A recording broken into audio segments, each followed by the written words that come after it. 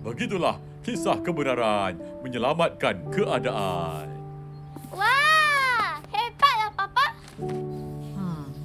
Betul ke awak tak kisah berhenti jadi Kapten Tapops ni? Hai, dah tiba masanya kebenaran berhenti demi family. Yeay! Papa akan selalu dekat rumah. Tapi nanti Papa nak kerja apa? Ini ex-Captain kapal angkasa lah. Sekurang-kurangnya boleh jadi pilot ataupun air traffic controller.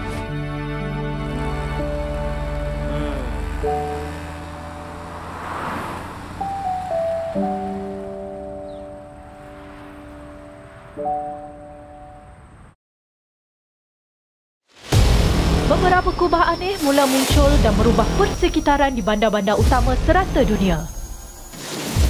Kita perlu selamatkan Phoebe dan ekstrak keluar Power Spera Chimaboy. Lepaskan anak kebenaran!